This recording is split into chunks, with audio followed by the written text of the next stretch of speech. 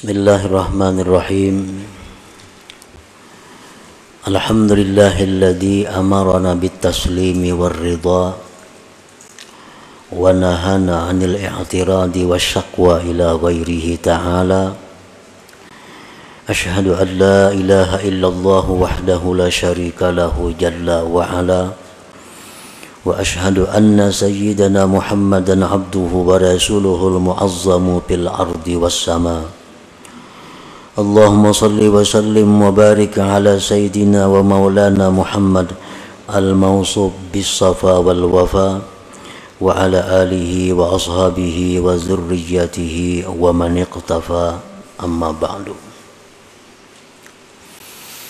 Yang kita hormati dan kita cintai para habaib dan para alim ulama,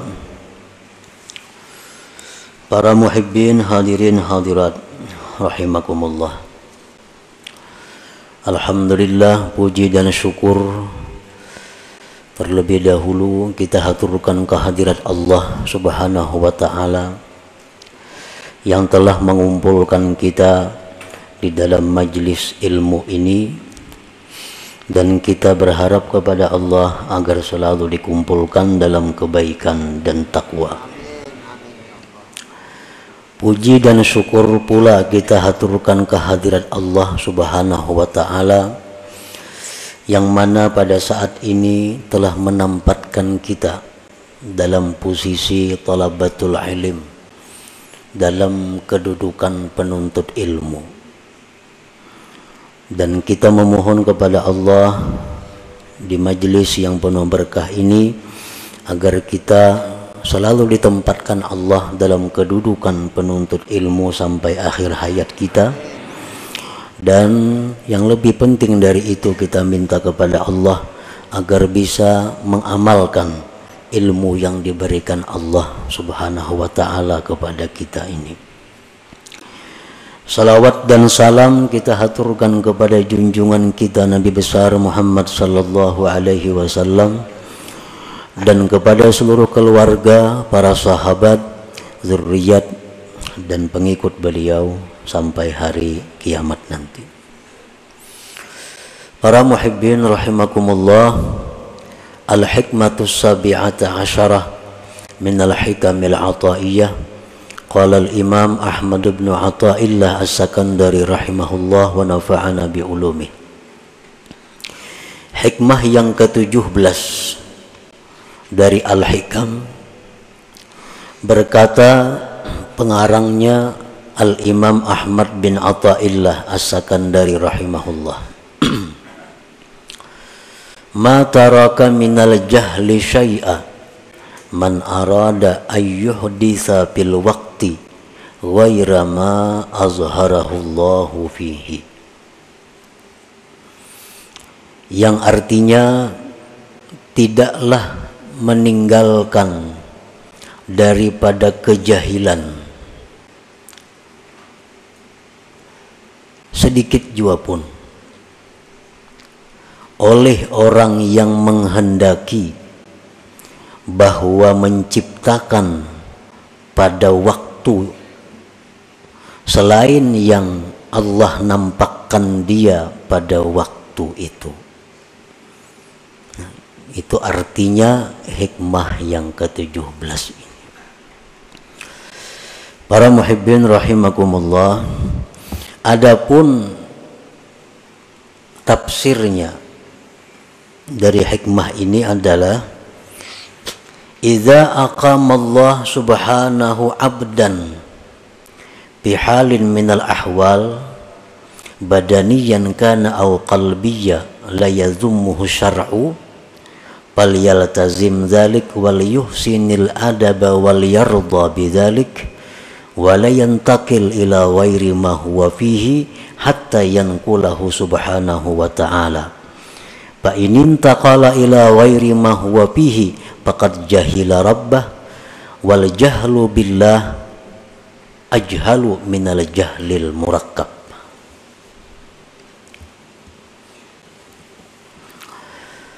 Apabila Allah Subhanahu wa ta'ala menempatkan seorang hambanya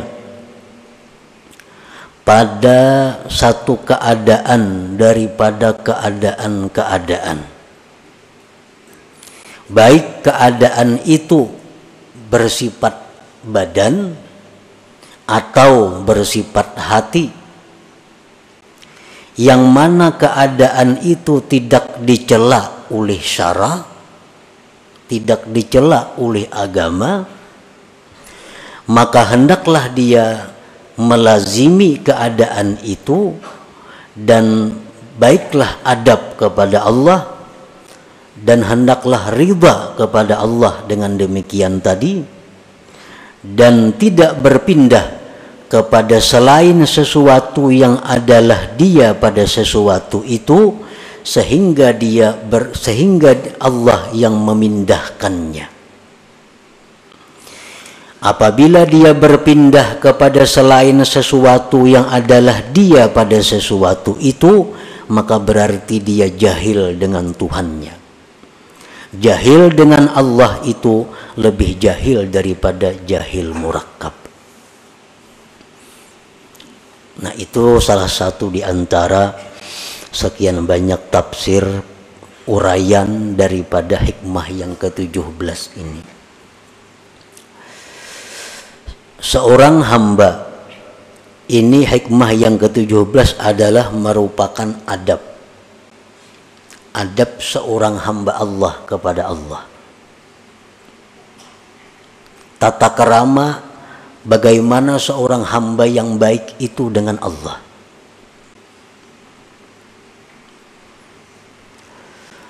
Apabila Allah menempatkan kita di dalam satu keadaan, baik yang bersifat keadaan itu di badan kita atau hati kita, yang keadaan tadi jelas sudah tidak dicela oleh agama,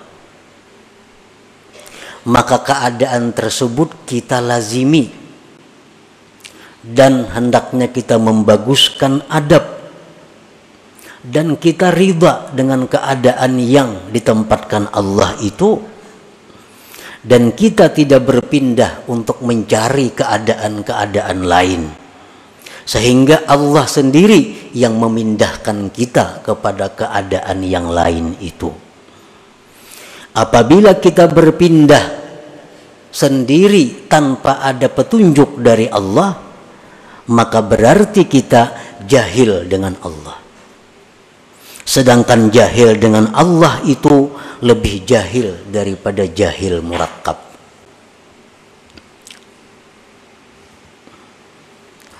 Jahil itu ada yang disebut jahil basit. Jahil basit ini artinya orang yang tidak tahu sesuatu dan dia tahu dirinya tidak tahu sesuatu itu. Contohnya, ujar orang, ikam tahulah nangaran sepeda motor itu. Tahulah ikam nangaran sepeda motor. Ujarnya kada tahu. Ujarnya kada tahu. Ini ngarannya jahil basir. Orang yang kada tahu dan dia tahu bahwa dia kada tahu. Tahulah sepeda motor, kada tahu, habis sudah kisahnya. Ini jahil yang paling inting. Dan kadang-kadang jahil seperti ini dalam beberapa hal terpuji.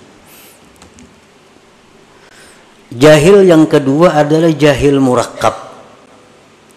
Orang ini tidak tahu dan dia tidak tahu dirinya tidak tahu. Ini berat jahilnya. Kada tahu lawan sesuatu dan inya kada tahu bahwa dirinya itu kada tahu. Ujar orang, ikam tahulah sepeda motor. Tahu ay. Mananya? Tuh. Menunjuk ke kambing. Menunjuk ke kambing. Berarti orang ini jahilnya dubul. Lawan kambing kada tahu, lawan sepeda motor kada tahu, lawan dirinya jahil kada tahu. Nah, ini ngarannya jahil murakkab. Yang lebih jahil dari jahil murakkab ini ada lagi. Orang yang jahil dengan Allah. Orang yang tidak tahu bahwa Allah yang menciptakan dia. Orang yang tidak tahu bahwa Allah yang mengatur seluruh yang ada ini. Orang yang tidak tahu bahwa Allah yang menghendaki segala yang telah terjadi dan akan terjadi. Dia tidak tahu bahwa Allah yang memberi rezeki kepada dia. Dia tidak tahu bahwa Allah yang menghidupkan dia. Dia tidak tahu bahwa Allah yang mematikan dia. Nah, jahil terhadap Allah ini lebih jahil daripada jahil murakkab tadi.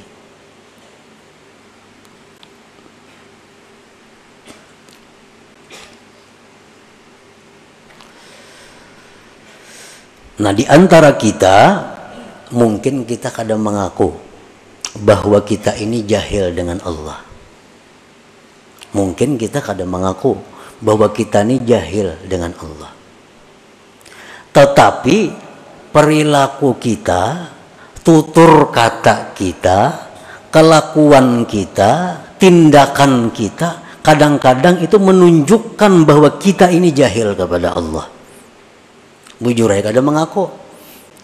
Bujur aja tahu sifat 20, belajar bang sudah. Tahu ini perukunan. Tahu kitab tentang sifat ini macam-macam. Tetapi pada kenyataan dalam praktik menunjukkan bahwa dia itu jahil dengan Allah. Nah, itu kebanyakan di antara kita. Takunin aja kita, tahulah sifat Allah, tahu. Tahulah Allah bersifat ini, tahu karena sudah belajar. Tapi dalam gawian sehari-hari menunjukkan bahwa kita ini jahil dengan Allah. Buktinya ada dendam dalam hati kita. Buktinya kita seringkali menyalahkan asbab dalam segala sesuatu. Buktinya kita seringkali bergantung dengan asbab. Buktinya seringkali kita gembira dengan asbab. Kita sedih dengan asbab. Nah, itu praktik-praktik menunjukkan kita jahil dengan Tuhan. Jahil dengan Tuhan itu paling dahsyat kejahilan. Lebih jahil daripada jahil murakkab tadi. Nah, para muhibbin rahimakumullah. Nah, kemudian contoh-contoh di antara hikmah yang ke-17 ini.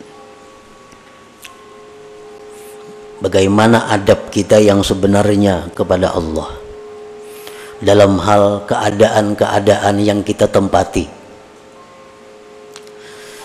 Idza aqama Allahu 'abdan fi talabil ilm tilmidan kana aw syaikha wa kafahu min amri dunyahu faltazim dzalik wal yuhsinil adab ma'allah wal yarda bidzalik wala yantakil ila ghairi ma huwa fihi hatta yanqulahu Allah subhanahu. Apabila Allah menampatkan hamba pada menuntut ilmu, baik murid atau guru, guru dan murid itu sama-sama masuk dalam penuntut ilmu. Misalnya kita berwakaf ini untuk penuntut ilmu, murid masuk di situ, guru masuk. Nah, Allah Subhanahu wa ta'ala bila menempatkan kita dalam menuntut ilmu, gawian kita nih belajar aja. Ada yang saya punya gawiannya mengajar aja. Dan Allah cukupkan daripadanya perkara-perkara dunia. Allah cukupkan. Makannya cukup, pakainya cukup, membiayai keluarga cukup. Dari mana jalannya Allah mendatangkan kita kada tahu. Pokoknya cukup. Nah, ini orang ngarannya ditempatkan Allah dalam posisi menuntut ilmu. Bila sudah demikian halnya, lazimi posisi itu. Dan membaguskan adab kepada Allah. Artinya apa? bahwa dia menganggap inilah posisiku yang terbaik, inilah keadaanku, pekerjaanku yang terbaik yang diberikan Allah. Dan hendaklah dia riba dengan keadaan itu. Dan dia jangan berpindah kepada keadaan lain sehingga Allah yang memindahkannya. Orang ini kesibukannya belajar. Pagi belajar, tengah hari belajar, sore belajar, malam belajar. Atau mengajar. Tapi urusan dunia inya cukup. Berarti inya ini ditempatkan Allah sebagai penuntut ilmu. Jangan tinggalkan posisi itu kecuali Allah yang memindahkan. Jangan nak berampih nuntut ilmu, nak berpindah nuntut ilmu nak berusaha. Nah, itu berpindah ngarannya. Nak berampih sama ajar, nak beramal aja lagi. Nah, ngarannya berpindah. Jangan kecuali Allah yang memindahkan. Apa tanda-tandanya Allah memindahkan kita dari posisi itu? Tandanya, dulu orang belajar lawan kita. Nah, sekarang orang kada ada lagi yang belajar lawan kita, ampihan. Asalnya pesantren ini hibak. Wah, ini tinggal berdua bertiga lagi. Nah, itu adalah berarti Allah menyuruh kita pindah daripada posisi itu. Ke posisi mana kita pindah? Apabila Allah mencukupkan urusan dunia kepada kita, berarti kita mesti pindah ke posisi hanya menghadap Allah, menghabiskan waktu berzikir, beribadah kepada Allah. Kada perlu lagi mengajar, karena ini sudah isyarat dari Allah pindah. Artinya selama kita mengajar dan banyak haja orang nang mau belajar lawan inya, duniawi dicukupi Allah, berarti orang ini masih ditempatkan Allah di posisi itu. Jangan hendak berampih-ampih mengajar.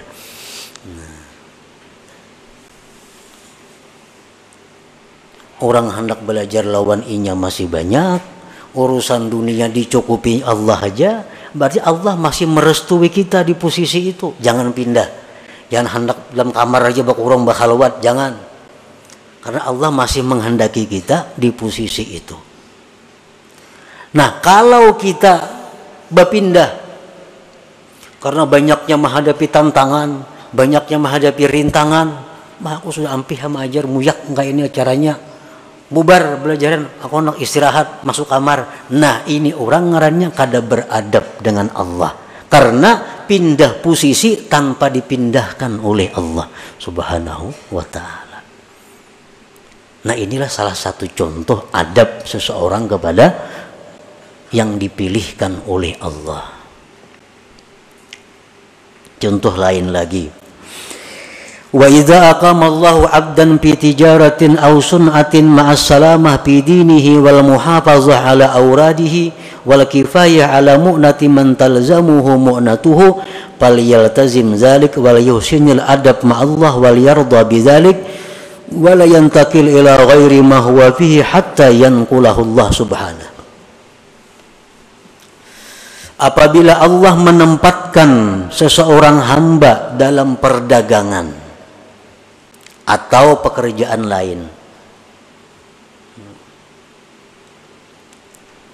kita ditempatkan Allah jadi pedagang atau pengusaha lainnya.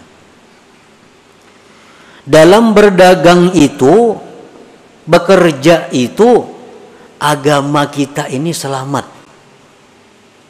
Agama selamat.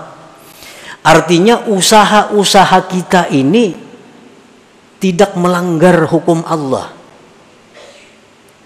Kan kadang-kadang ada usaha tuh nang bila kada melanggar hukum Tuhan kada dapat. Bila orang kada menyuguk kada dapat gawian. Nah, itu ada usaha. Ini sudah jelas Allah kada menempatkan di situ. Nah, usahanya ini dalam menjalankan usaha itu agamanya selamat. Nang haram-haram kada digawinya, kawah aja, maju aja usahanya. Yang wajib-wajib kada ditinggalakannya, maju aja usahanya. Dan mengekali wirid-wiridnya, wirid kada terganggu. Sembahyang berjamaah 5 waktu kada terganggu. Baca Quran hari-hari sekian juz kada terganggu. Salawat sekian kada terganggu. Zikir kada terganggu. Ke majelis taklim kada terganggu. Dan usaha tadi mencukupi menghidupi keluarganya. Nah, berarti orang ini ditempatkan Allah pada posisi berdagang atau bekerja.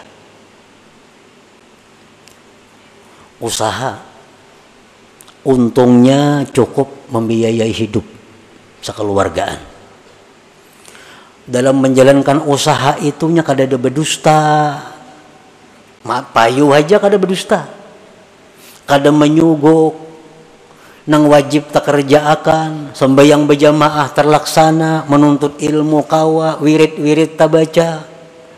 Berarti dia ditempatkan Allah di situ. Jangan hendak pindah. Jangan hendak pindah kecuali Allah yang memindah. Apa tandanya Allah memindah? Apabila antara lain dalam menjalankan usaha itu sudah kada kau menghindari nang haram. Nah, usaha aku ini bila kada menggawi nang haram kada jalan. Ya tadi bila kada nyuguk kada dapat duit. Adalah gawian nang kaya itu banyak. 10% kan kepala ini, 10%, 2% kan kepala ini, kepala dinas ini. Bila kada kaya itu kada dapat gawian. Nah, ini menunjukkan usaha ini tidak diridhai Allah. Nah, kalau demikian halnya dia wajib pindah usaha lain. Nah, itu alamat artinya Allah menyuruh pindah. Nah, cari pekerjaan-pekerjaan lain.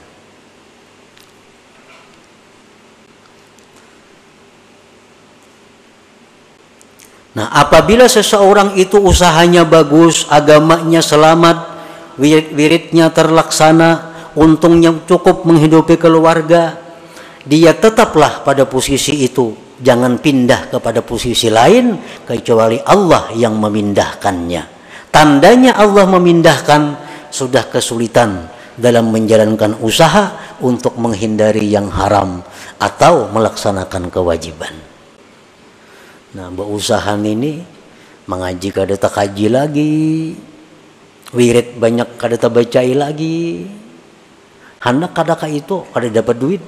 Nah, berarti usaha ini sudah disuruh Tuhan tinggalkan, cari usaha lain, cari usaha lain. Nah, itu adabnya kepada Allah bagi orang-orang yang ditempatkan Allah dalam posisi usaha. Wa idza aqama Allahu 'abdan fi hukumatin ma'as salamah fi dinihi wal muhafazah 'ala awradihi wal kifayah 'ala mu'nati man talzamuhu mu'natuh falyaltazim dzalik wal yuhsinil adab ma'allah wal yarda bidzalik wa la yantaqil ila ghairi ma huwa fihi hatta yanqulahu Allah subhanahu. Apabila Allah subhanahu wa ta'ala menempatkan seseorang ini dalam pemerintahan, ini ditetapkan Allah dalam pemerintahan, jadi pegawai, baik itu pejabat apa ngarannya, dalam pegawai itu, dalam menjalankan tugas itu, dia bisa menyelamatkan agamanya.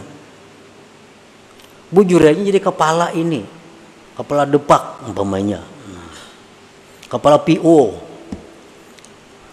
Tapi inya urusan agamanya selamat.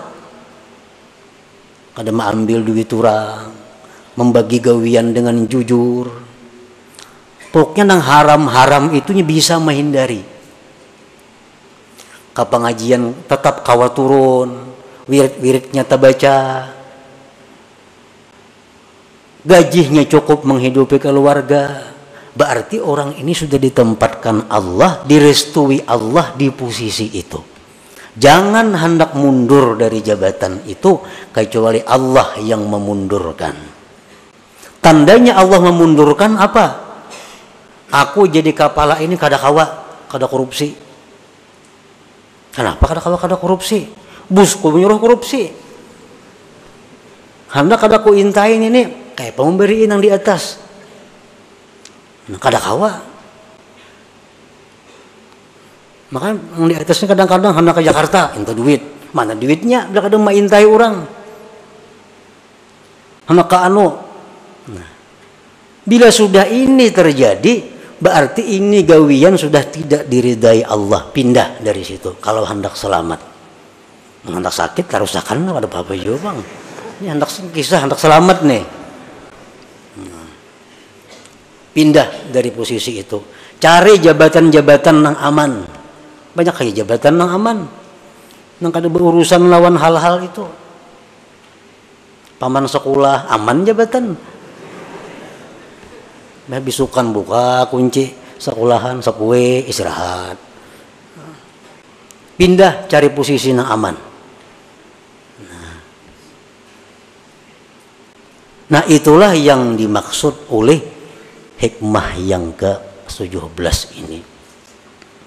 Nah sekarang kita ukur gawian kita, pekerjaan kita yang ada nih. Apakah direstui Allah atau kada? Apakah disuruh Allah pindah atau kada dari pekerjaan sekarang? Ukurannya apakah agama kita selamat dalam pekerjaan ini? Apakah kita bisa menjaga wirid-wirid kita? Bila bisa, berarti pekerjaan ini diridai Allah. Dan Allah menempatkan kita pada posisi itu. Jangan berpindah-pindah dari situ. Kecuali karena Allah yang memindahkan kita.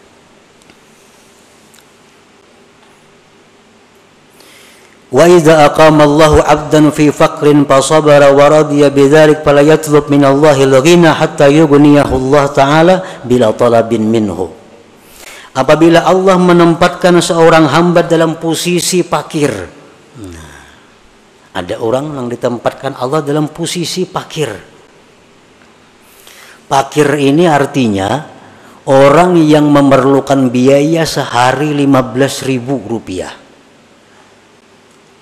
Tapi yang ia dapatkan hanya 6.000 atau kurang lebih itu.